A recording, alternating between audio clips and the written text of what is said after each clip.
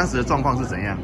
当时的状况就是先去做行踪交代稿，然后做完之后，他们就是到楼下的时候，他们就是拉着我的手铐，然后就是往这样子挖，然后就是一直逼着我要去承认这个笔录。那后来就是带到三合院那边进行暴力，然后没办法才屈服。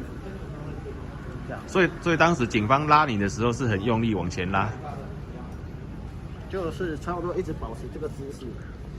等一下，来，你再保持这个姿势，等一下。就是这个姿势。大概拉多久？至少要5分钟。拉5分钟。对。那刚才有提到这个辩护律师有提到说，就是警方当时有踹你，用开来掌的对了。对。站立的。这个是后腰。后腰。对，就是在你没有准备的时候从这边踹下去。所以无预警的就踹你的背部。对，然后你往前倾的时候，一个再从前面坐下去。从前面坐下去。对。所以这个当时在做笔录的时候，他们是有刑求你的。对。是如同刚刚谢总所讲的哈，那不过呢，他那个就是没有留下伤痕啊，哈，是没有留下伤痕。我要跟这边做说明，就是他肚子跟腰的部分没有留下伤痕。那其实我刚刚在庭上有讲嘛，就是说美国的这个无辜计划的这个40%的被告哈，无辜被告自己承认了犯罪哈，这是第一点哈。那第二点就是那个日本的菅加利河案的这个被告也自己承认了这个犯罪哈。那他们都是无辜的，那为什么这样？其实你只要长时间的对他们施以一些心理上的压力哈，然后再给他们拉他们头发了，拍拍桌子，骂他们了哈，于是他们就会精神压力就会很大，然后就是为了脱离这个现场，他们就会做出让步这样子。他想说，我先离开这个现场再说好了，以后其他的以后再说，那就会制造很多错误的自白。那刚刚我也补充了，就是说谢志宏的第一份自白，他从来没有接触过这个陈女哈，没有接触过人家，可是他竟然在笔录说我强奸人家，这种自白啊，如果不是受到相当的压力的话，我相信是不会出现的啦。是啊，你刚才有提到说哈，警方有对于这侦讯的时候有一个诈欺的那种。对，诈欺的部分就是因为说，我们知道杀人是10年以上有期徒刑嘛，好，那实务见解是认为说，你只要给予这个被告非法的，就是说不是正确的资讯哈，用这种不是正确的资讯来换取他的自白的话，那这个叫做诈欺讯问哈。那因为杀人是10年以上嘛，所以他说你只要认罪就2年或5年就可以出来的，这种讲法是完全的就是诈欺的啦。对，所以我们有提到这个诈欺讯问的部分这样子，然后也就是疲劳讯问，刚刚也提到了，他从凌晨12点半就开始被抓到，然后整晚都没睡觉，到早上6点开始做第一份笔录。我相信任何人在这种状况之下，其实都是心里都是很疲倦的。对。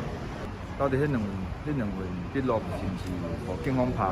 其实刚刚检察官在法庭上讲一个很重要的问题点是在没有录音录影。为什么其他次的笔录都有录音录影，就刚好这2次没有录音录影？所以我们很佩服检察官，他说既然没有录音录影，那这样的不利益就归由国家机关来负担。因为太刚好，就这2次谢志宏承认犯罪的没有录音录影，别次都有。检察官也说，那不是很奇怪吗？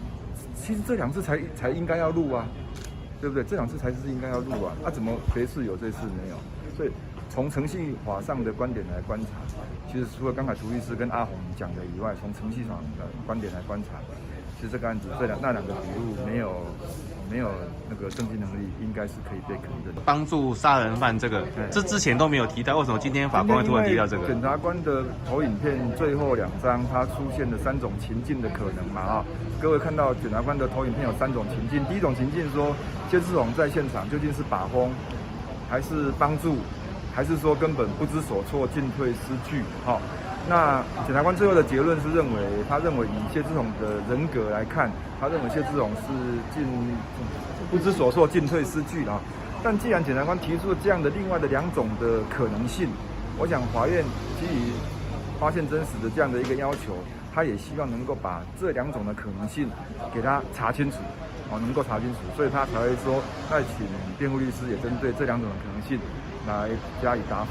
那我们也很清楚的告诉法院说，不可能是帮助杀人。帮助杀人套一句白话来说，我一定知道，我事先要知道他要去杀人，我去帮忙他，这样才会成立帮助杀人嘛。就这种从头到尾不晓得郭俊伟要杀人，在现场他也只是可能也是待在那边而已，也没有给郭俊伟任何的帮助，所以不可能会有帮助杀人。把风，刚才涂律师也有讲，郭俊伟什么时候才开始想要去把陈女杀掉？是在那个公寮，的时候，郭俊伟才想说要把那个陈女杀掉。在此之前，郭俊伟没有想要把陈女杀掉。既然没有想要把陈女杀掉，也就没有任何证据说郭俊伟说谢志荣，你去外面给我把风，自然也就没有这样的一个事实可以被推断出来，所以不可能是把风，也不可能是帮助杀人。最后结论就是检察官刚刚讲的，谢志荣在现场，我想以他当时的年纪，以他的人格，就是进退失据啊，不知所措。